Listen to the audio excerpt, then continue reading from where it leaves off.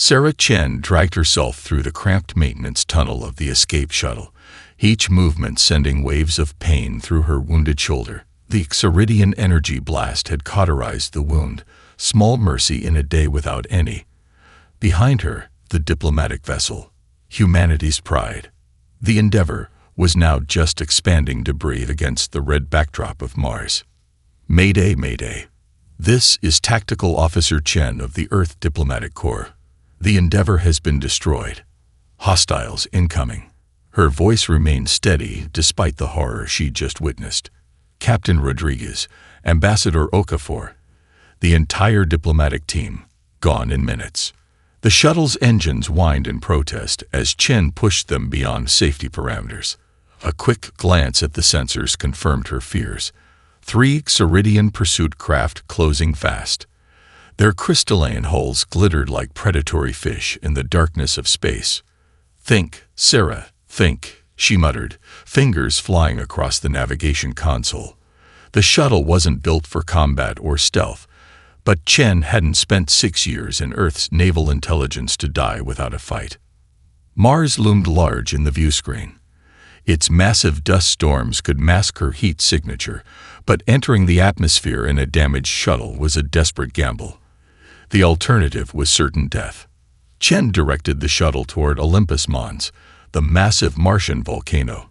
"Let's see how well you aliens know our solar system," she whispered, diving into the planet's thin atmosphere. Warning lights flashed across the console as the shuttle's hull temperature spiked dangerously. The Xeridian vessels followed, their superior technology allowing them to maintain pursuit with minimal strain. What they lacked was knowledge of the peculiar atmospheric conditions around Olympus Mons during dust storm season. Chen had studied these phenomena during her training at the Mars Research Outpost. As her shuttle skimmed the volcano's massive slope, she activated the emergency thrusters in a precise sequence, using the mountain's electromagnetic anomalies to her advantage. The pursuing crafts faltered as their sensors encountered interference. One veered too close to the mountain face, its crystalline hull shattering on impact. The others pulled back, momentarily confused by the unexpected maneuver. That moment was all Chen needed. She directed the shuttle into one of the countless lava tubes that honeycomb Olympus Mons, cutting all non-essential systems to minimize detection. Hours passed in darkness and silence before Chen dared to power up the communication array. The quantum-encrypted channel to Earth remained intact, a small miracle amidst catastrophe. "Home base, this is Officer Chen. I have data. The Xeridians, they're not what we thought." Her voice finally broke. "They've been studying us for decades. The diplomatic meeting was a ruse to assess our capabilities up close."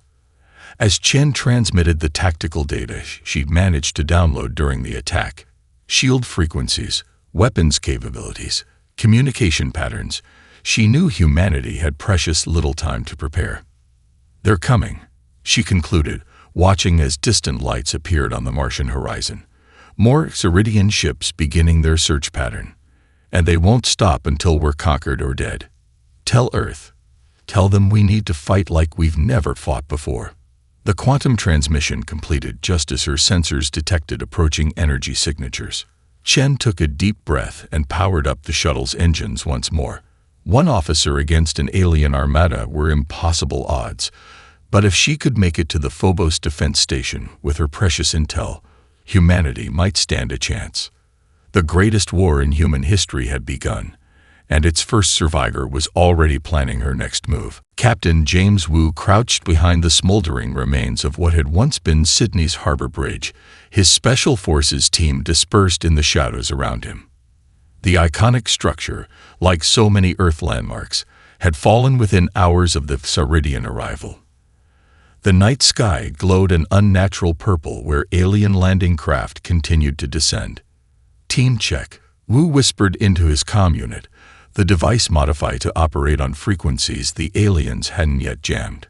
5 confirmations came back, each voice tense but determined. 6 soldiers against an alien war machine wasn't a fight, it was suicide. Yet the mission parameters were clear: gather intelligence at any cost.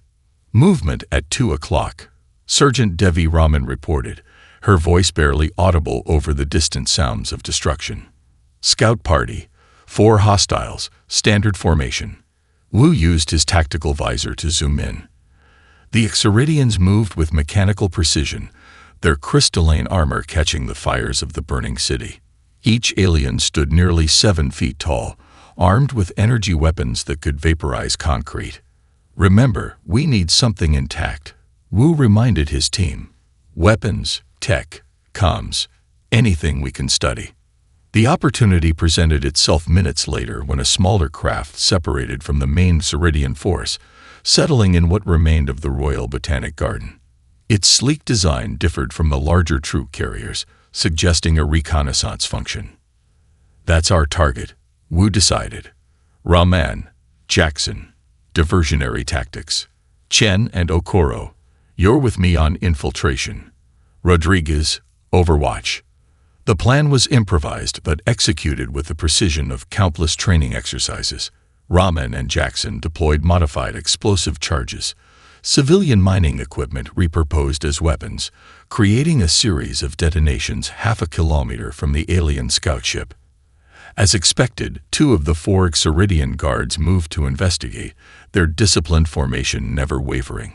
Wu signaled his team forward, using the garden's remaining foliage as cover. The first real test of humanity's resolve against the invaders came when Private Okoro encountered a Xeridian sentry. The alien towered over him, weapon raised. Okoro didn't hesitate. He lunged forward with his combat knife, finding the narrow gap between armor plates that Sarah Chen's intelligence had identified. The alien made a high-pitched keening sound as it fell, not expecting such close-quarters combat. The second guard turned, only to be neutralized by Wu's silenced rifle, the specially modified ammunition penetrating the thinner backplate of the Xeridian armor. 2 minutes until the others return, Rodriguez warned from her overwatch position. Wu and his team worked with frantic efficiency. The scout ship's entry mechanism momentarily confounded them until Chen discovered it responded to pressure on specific crystalline nodes. Technology designed for Xeridian physiology, but manipulable by human hands.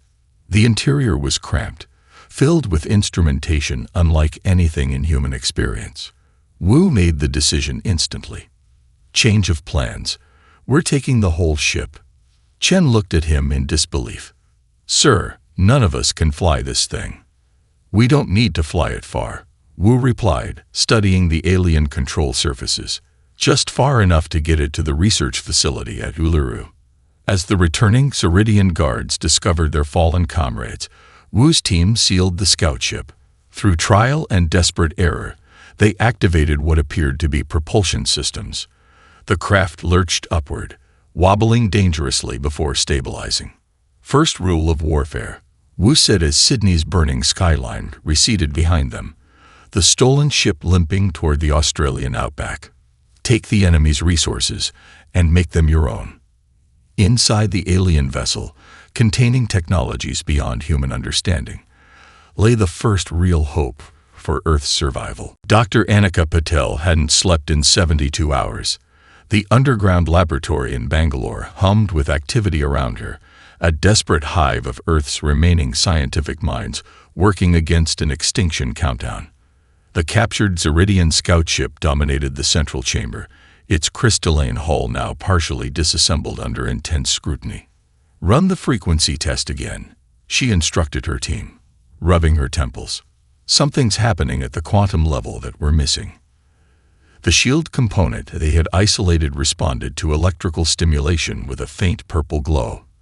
Previous tests had shown it impervious to conventional weapons, yet Paddle suspected there was more to the technology than brute defensive strength. "What if it's not just about deflection?" she muttered, reaching for her tablet. "What if there's a harmonic relationship between the shield and our electromagnetic spectrum?" She programmed a new sequence, bombarding the shield fragment with rapidly shifting frequencies. For several minutes, nothing happened. Then, at precisely 157.8 gigahertz, the crystalline material resonated violently before collapsing into inert dust. "Record everything." Patel shouted, already calculating the implications. The shield doesn't just block energy, it converts and stores it. But it has a resonance point, a natural frequency that disrupts its molecular cohesion. Across the world, similar breakthroughs were emerging from humanity's collective intelligence. In the ruins of Barcelona, Spanish and Moroccan forces had adapted ancient tunnel warfare tactics against the Ceridian ground troops, discovering that the invaders' superior sensory systems became disoriented in confined spaces with multiple heat signatures. In Seoul, a teenage hacker named Min Jun Park had identified patterns in Ceridian communication bursts. They're predictable, he explained to South Korean military officials. Every tactical communication follows the same encryption algorithm. They never vary it. This information, shared through the remaining secure networks, reached Feng Wei's international hacking collective operating from a converted mining facility in northern Canada. 10,000 years of conquest without meaningful resistance, Wei observed, studying the decryption results on multiple screens. They've never needed to innovate their security protocols. Meanwhile, in what remained of Johannesburg, General Nkosi watched as his troops executed a perfect Zulu-inspired encirclement of a Ceridian patrol. The aliens responded exactly as previous encounters had predicted, retreating into a defensive formation and calling for aerial support. Maintain position, but do not engage, Nkosi commanded. Let's confirm their response time. The aerial support arrived precisely 8 minutes later, just as intelligence had suggested. The Ceridians followed their tactical doctrine without deviation, allowing Nkosi's forces to withdraw without casualties. Another data point gathered. On the Ceridian command ship, Ground Commander Vorkath faced an unfamiliar situation. His daily report to Fleet Admiral Krelvor contained troubling statistics. Ground operations were proceeding 34% slower than projected, with equipment losses 27% higher than acceptable parameters. The humans adapt to our strategies with unexpected speed, he noted in his report. They appear to possess no unified military doctrine, instead employing regional tactics that vary widely. This unpredictability is problematic.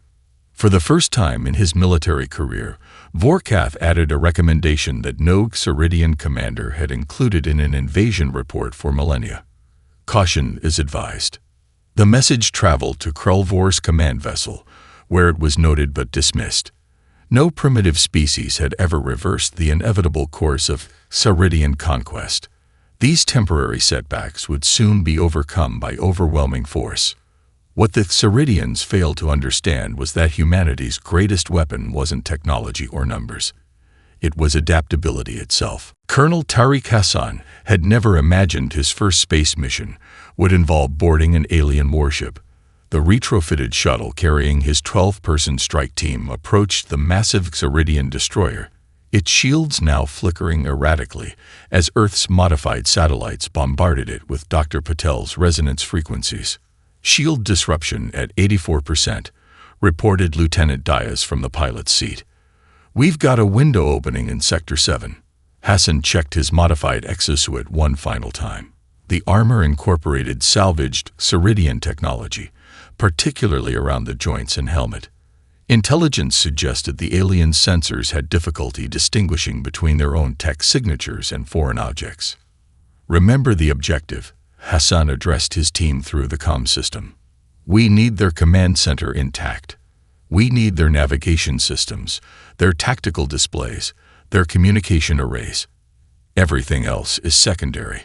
The team included specialists from 8 different nations, each chosen for unique skills. Sergeant Yamamoto had been a deep-sea salvage expert. Corporal Santos specialized in alien propulsion systems.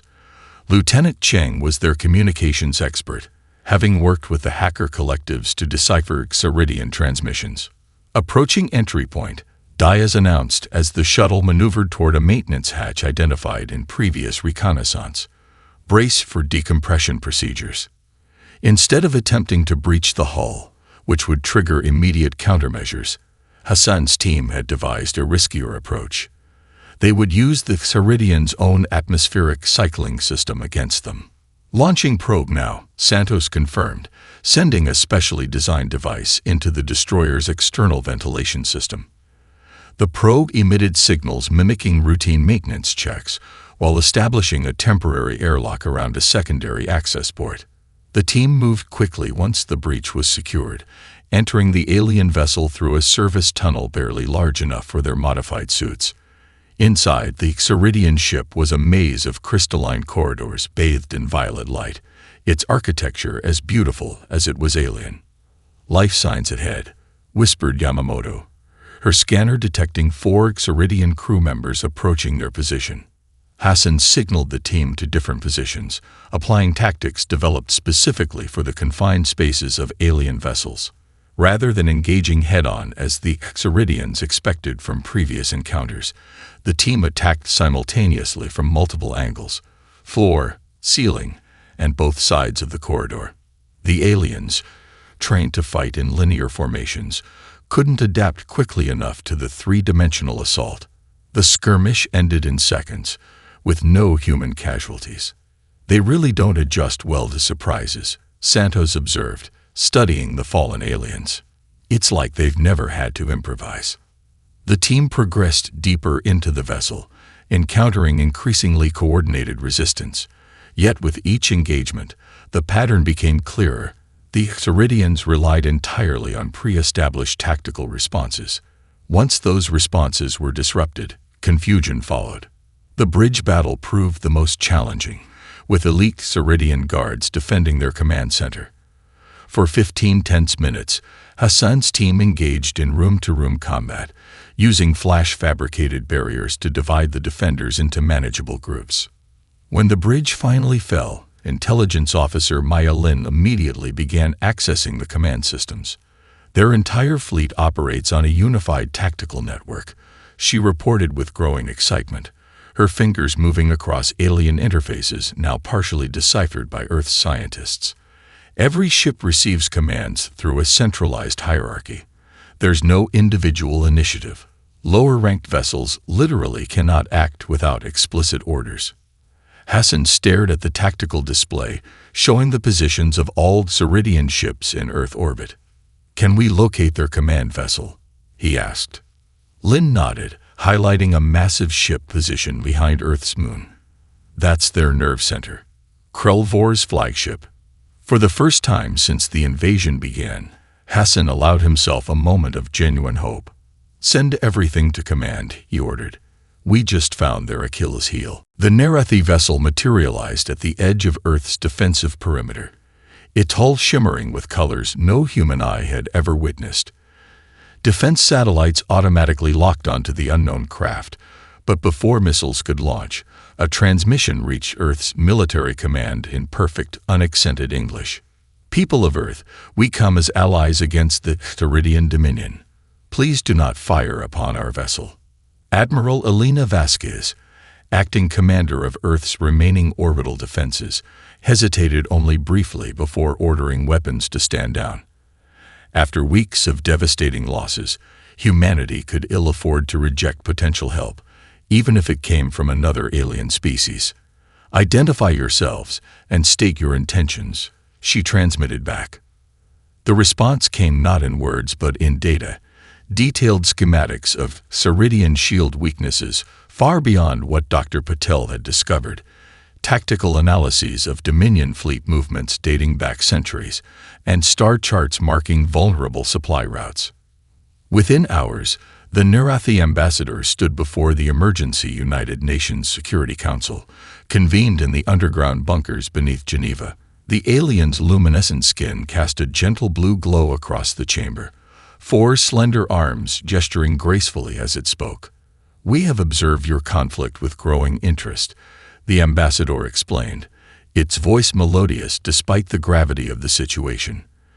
"The Xeridian Dominion has conquered 1,000 worlds across 3 galactic arms. None have resisted as you have." Dr. Emika Okafor, Earth's leading xenobiologist, studied the alien visitor with barely contained fascination. "Why help us now? Why not earlier, before we lost billions?"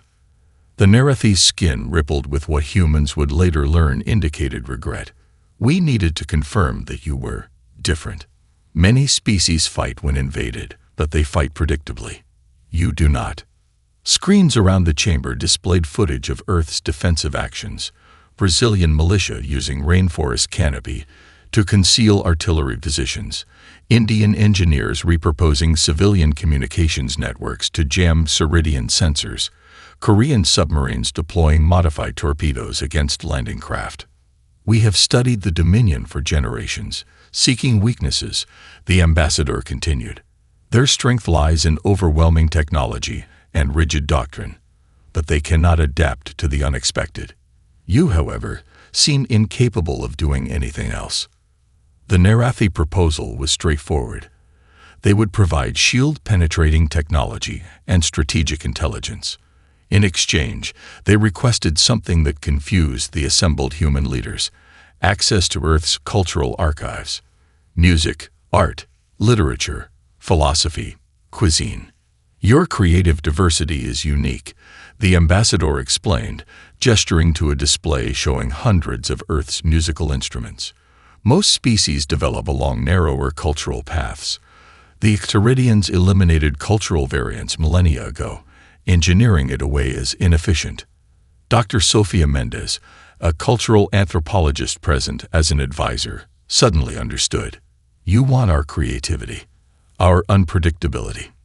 It is your greatest weapon, the Narathi confirmed, and the one thing the Dominion cannot counter. We can provide technology. You provide the unexpected. As the diplomatic discussions continued, military leaders began incorporating Narathi intelligence into a bold new strategy. For the first time, the combined Earth Defense Forces moved from desperate defense to planning a decisive counterattack. On his command vessel behind Earth's moon, Supreme Commander Krelvor noticed increased activity in Earth's remaining orbital platforms. Scouts reported unusual energy signatures and unprecedented movement patterns. After brief consideration, he dismissed these as insignificant, the desperate thrashing of a species in its death throes. The logical, methodical mind of the Ceridian commander could not conceive that what appeared to be chaos was, in fact, precisely orchestrated creativity. Humanity's greatest strength, now amplified by alien technology. The stage was set for Operation Thunderstrike. Carmen Diaz had been flying stunt aircraft since she was 16. Now, at 32, she found herself piloting a retrofitted commercial shuttle toward the largest alien warship in Earth's orbit. Behind her flew 20 similar craft, each piloted by civilian volunteers, crop dusters, air show performers, bush pilots, and flight instructors. Remember, unpredictability is our weapon, she reminded her makeshift squadron through the comm. No linear approaches, no standard formations. Fly like you're drunk at an air show. As the civilian fleet approached the Ceridian perimeter, Earth's remaining military vessels launched a simultaneous diversionary assault from the opposite vector. Meanwhile, from every functioning ground-based transmitter, a carefully curated barrage of human music flooded Ceridian communication frequencies, everything from Beethoven to Bollywood, throat singing to thrash metal. Aboard the Ceridian command vessel, communication officers struggled to filter the cacophony disrupting their precisely choreographed battle network. The simultaneous appearance of civilian craft executing maneuvers no military pilot would attempt created further confusion. They're not following any recognizable attack pattern, reported a bewildered Ceridian tactical officer. These trajectories violate all established combat doctrines. Supreme Commander Krelvor observed the tactical display with growing irritation. Deploy interceptors in standard defensive grid. They are merely primitive vessels. But the interceptors, programmed to anticipate logical approach vectors, found themselves pursuing targets that spiraled, looped, and changed direction seemingly at random. Diaz executed a corkscrew maneuver that would have caused blackouts in military pilots, even with G-force protection. Her vessel skimmed so close to a Ceridian cruiser that she could see individual aliens through viewport portals, their crystalline features registering what she could only interpret as shock. Distraction fleet performing beyond expectations, She reported to Mission Control. Defense grid is thoroughly disrupted. Phase 2 can commence. Hidden in the chaos, the true strike force approached. A modified Narathi scout vessel carrying Sarah Chen's elite team. The ship's advanced cloaking technology, combined with the sensory overload affecting Xeridian systems, allowed them to approach the command vessel undetected. Using the docking protocols extracted from the captured destroyer, Chen's team gained entry through an auxiliary maintenance port. Unlike Hassan's earlier mission, Chen's objective wasn't merely intelligence gathering. It was capture of the Xeridian Supreme Commander himself. The 12-person team split into 3 squads, each taking different routes to the command center. Paulo Reyes, former chef turned combat specialist, found himself separated from his squad when a security bulkhead unexpectedly sealed. Trapped in what appeared to be a Xeridian mess hall, he faced 3 warrior-caste aliens with only his combat knife and whatever he could find. Reyes' subsequent improvised battle became legendary in post-war accounts. Using cooking implements and food containers as weapons, he neutralized all 3 opponents without firing a shot. When his squad finally breached the sealed door, they found him calmly field dressing a wound with what appeared to be alien food preservation film. "They really don't handle the unexpected well," he noted, retrieving his knife from a fallen Xeridian. Chen's team converged on the command center from 3 different access points simultaneously. The Xeridian guards, trained to defend against frontal assaults, found themselves caught in crossfire from multiple directions. Supreme Commander Krell Vor, who had never personally experienced combat in his centuries-long military career, watched in disbelief as human soldiers breached his inner sanctum. "This is not possible," he declared as Chen approached, a ceremonial cord, the same type used by Xeridians at the first diplomatic meeting, in her hands. "That's humanity's specialty," Chen replied, securing the restraints. Doing the impossible. The capture of Supreme Commander Krell Vor reverberated through the Xeridian fleet like a shockwave. Without their central authority, the rigid command structure began to fracture. Sub-commanders, never trained to act independently, issued conflicting orders. Battle groups that had operated in perfect synchronization for weeks suddenly found themselves at cross-purposes. Admiral Helena Ochoa, watching from the bridge of the USS Resilience, Earth's last operational carrier, recognized the opportunity immediately. "They're scattered and confused," she told her officers, studying the tactical display showing Xeridian vessels moving in seemingly random patterns. "Time to implement Poseidon's trident." The strategy, inspired by ancient naval warfare but adapted for 3-dimensional space combat, divided Earth's remaining forces into 3 distinct attack groups. Each would target a different segment of the fragmented Xeridian fleet, exploiting their newfound inability to coordinate. Meanwhile, in the Taklamakan Desert, Brigadier Sharma of the Indian Armed Forces stood alongside his Pakistani counterpart, General Malik. Between them lay decades of national rivalry, now forgotten in the face of a common threat. "The Xeridians expect us to protect population centers," Sharma observed, studying satellite imagery of alien troop movements. "They do not understand that we would sacrifice anything to win." Malik nodded grimly. "The Himalaya Gambit is ready. Our pilots understand this is likely a one-way mission." Across the world, similar unlikely alliances formed as military leaders implemented strategies that defied conventional doctrine. Ukrainian farmers use modified agricultural equipment to lay electromagnetic traps for Xeridian ground forces.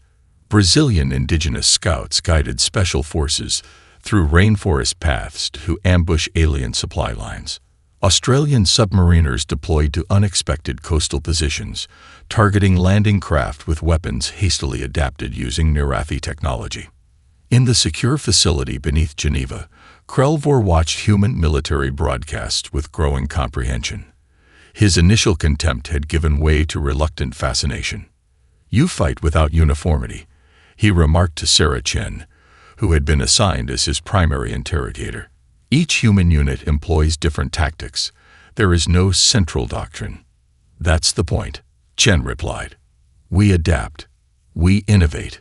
We improvise.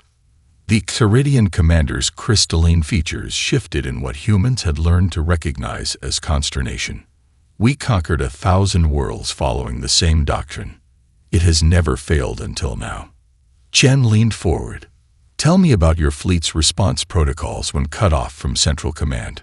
Perhaps it was the dawning recognition of defeat, or simple intellectual curiosity about this unprecedented situation.